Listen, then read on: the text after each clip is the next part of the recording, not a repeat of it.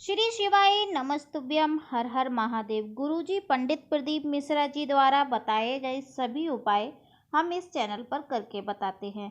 दोस्तों, आज है 15 जनवरी और आज है मकर संक्रांति, जो कि एक विशेष त्यौहार है हमारे हिंदू धर्म के लिए। और आज के दिन अगर आप ये कुछ उपाय कर लेते हैं तो आपके घर में धन लक्ष्मी वैभव हमेशा के लिए विराजमान हो जाता है और माता लक्ष्मी का आशीर्वाद आपको सदैव के लिए प्राप्त हो जाता है। तो इस वीडियो में हम गुरुजी द्वारा बताए गए उपाय 4-5 प्रकार के उपाय आपके साथ शेयर करेंगे। अगर ये उपाय आप लोग प्रदोष काल में या 2 बजे के बाद ये उपाय कर लेते हैं तो आपके घर में अगर बीमारी है तो बीमारी खत्म हो जाएगी, कर्जा है तो कर्जा से मुक्ति पा सकेंगे। तो ये जो उपाय हैं वो उपाय बहुत ही सरल हैं। आप महादेव के मंदिर में जाके ये उपाय प्रदोष काल में या 2 बजे के बाद कर सकते हैं। तो चलिए, सबसे पहले हमारा जो उपाय है वो है काले तिल को लेकर आपको जाना है महादेव के मंदिर में और मंदिर में जाके ये काला तिल महादेव के ऊपर चढ़ा देना है। ठीक है, काला तिल आप महादेव के ऊपर चढ़ा दीजिए और एक बेलपत्र आपको लेनी है और ये बेलपत्र आपको माता अशोक सुंदरी को चढ़ा देनी है। ध्यान से आप देख लीजिएगा, ये जो अशोक सुंदरी माता है इनके ऊपर आप चढ़ा दीजिएगा। उसके बाद बेलपत्री उठाकर आप फिर से महादेव के ऊपर आपको चढ़ाना है चंपेश्वर महादेव का नाम लेकर। कौन सा महादेव? चंपेश्वर महादेव जी का नाम लेकर आपको फिर से ये बेलपत्र महादेव के ऊपर समर्पित कर देनी है। और ये उपाय आपके घर में धन लक्ष्मी वैभव ज़रूर से ज़रूर प्राप्त कराएगा। और आप अपने महादेव को चंपेश्वर महादेव जी से प्रार्थना कीजिए और मकर संक्रांति के पावन अवसर पर ये उपाय आपको लाभकारी होगा। चलिए, आप बढ़ लेते हैं हम अपने दूसरे विशेष उपाय की तरफ। इसमें आपको लेना है हरा मूंग और बेलपत्र। ठीक है, हरा मूंग, बेलपत्र और 1 लोटा जल। सबसे पहले आप जैसे ही मंदिर में जाते हैं तो महादेव के दर्शन होते हैं, तो हरा मूंग महादेव का जो उठा हुआ पैर होता है वहाँ पर चढ़ाना है और उसके बाद ये जो बेलपत्र है वो माता अशोक सुंदरी को चढ़ानी है।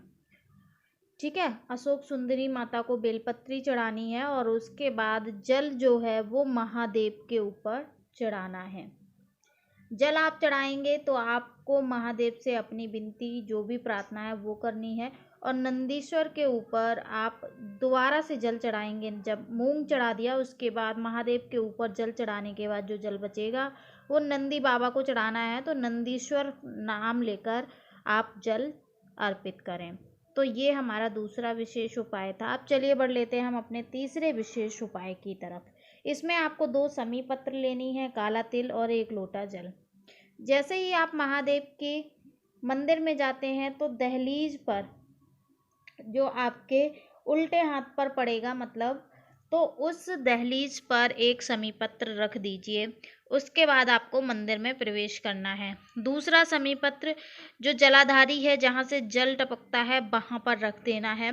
और उसके बाद जो काला तिल है वो काला तिल लेना है और वो काला तिल आपको महादेव के ऊपर चढ़ाना है मणिभद्र नाम लेकर। कौन से महादेव? मणिभद्र नाम लेकर आपको महादेव को चढ़ा देना है। फिर काले तिल के ऊपर आप 1 लोटा जल चढ़ा दीजिएगा। उसके बाद थोड़े से काले तिल अगर आपके पास बच रहे हैं तो ठीक है, नहीं बच रहे तो महादेव के ऊपर से थोड़े से काले तिल लेकर अपने ऊपर छींट लें। ये उपाय बहुत विशेष है और मकर संक्रांति के दिन ये उपाय आप जरूर से कर लें 2 बजे के बाद। चलिए, अब बढ़ लेते हैं हम अपने विशेष उपाय की तरफ। गुरुजी अक्सर अपनी कथाओं में बताते रहते हैं कि गुप्त लक्ष्मी माँ को वरदान प्राप्त था। महादेव जी ने वरदान दिया था कि अगर आज के दिन अगर गुप्त लक्ष्मी का दान कोई करता है तो आप उनके घर में हमेशा के लिए विराजमान हो जाएंगी। तो आपको जब भी तिल का लड्डू बनाना है उसमें 1 का सिक्का, 2 का सिक्का, 3 का, 4 का, 5 का, जो भी सिक्का, वो 3 का नहीं होता है, 4 का नहीं होता है, कहने की बात है, लेकिन 1, 2, 5, 10 जितने का सिक्का हो सके वो आप रख दीजिए और एक लड्डू बना लीजिए। तिल का लड्डू बनाना है। मकर संक्रांति के दिन ये उपाय करना है। गुप्त लक्ष्मी का उपाय है, ये महादेव ने वरदान दिया था स्वयं माता लक्ष्मी को, और माता लक्ष्मी का एक रूप गुप्त लक्ष्मी भी है, एक नाम गुप्त लक्ष्मी भी है। तो मकर संक्रांति के दिन आपको वो लड्डू महादेव के मंदिर में ले जाना है, महादेव को भोग लगाना है अच्छे से, और उसके बाद अगर कोई मंदिर में है तो उनको दान कर देना है, उनको दे देना है। नहीं है तो वो लड्डू महादेव को भोग लगाकर वहीं पर समर्पित कर दें, वहीं पर उनका जो भोग का स्थान है, कटोरी वगैरह जो भी है, वहाँ पर उनको चढ़ा दें वो लड्डू। इससे गुप्त लक्ष्मी माता लक्ष्मी आपके घर में सदैव विराजमान हो जाएंगी, सदैव के लिए, और आपको आशीर्वाद, धन संपदा का आशीर्वाद देंगी। चलिए अब हम बढ़ लेते हैं अपने आखिरी उपाय की तरफ। ये उपाय है, ये आपको करना है जब मकर जो है सूर्य में प्रवेश करता है, तो इसमें आपको 7 दाने चने के लेने हैं। गुरुजी अपनी कथा में अक्सर बताते हैं और उन्होंने विशेष रूप से ये उपाय बताया है। 1 बेलपत्र लेनी है, 3 समी पत्र लेनी है, और आपको वो समी पत्र अपने लोटे में डाल देनी है। ठीक है, लोटे में डालकर उसके बाद पूरा जल, थोड़ा लाल चंदन भी डाल देना है, थोड़ा सा रोली कुमकुम जो होता है वो डाल देना है लोटे में। उसके बाद आपको जाना है अपने जहाँ पर सूर्य भगवान को जल चढ़ाते हैं वहाँ पर जाना है, और थोड़ा उत्तर की दिशा की तरफ आपको थोड़ा सा जल चढ़ाना है। उसके बाद पूरा जल सूर्य भगवान को चढ़ा देना है। ठीक है, ये उपाय आपको 2 बजे के बाद करना है। ध्यान रहे, ये जो सब चीज़ आप चढ़ाएंगे, चने की दाल, समी पत्र, बेलपत्र, ये सब चीज़ जल चढ़ाने के बाद आप वहाँ से उठा लीजिए, और उठाने के बाद किसी भी वृक्ष के नीचे आप रख दीजिएगा, क्योंकि अगर आप जहाँ से भी चढ़ाते हैं ना तो फिर वहाँ पैर पड़ेंगे, क्योंकि ये उपाय आप लक्ष्मी के लिए कर रहे हैं, तो इसका विशेष ध्यान रखें।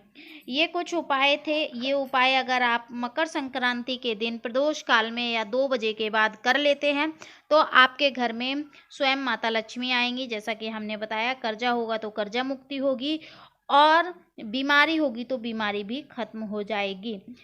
तो और भी उपाय जानने के लिए आप हमारे इस चैनल को सब्सक्राइब कर लें। वीडियो अच्छी लगी, उपाय अच्छे लगे तो शेयर ज़रूर करें अपने परिवार के साथ, और उसके बाद कमेंट में श्री शिवाय नमस्तुभ्यम अवश्य लिखें। मिलते हैं ऐसे ही विशेष उपाय के साथ।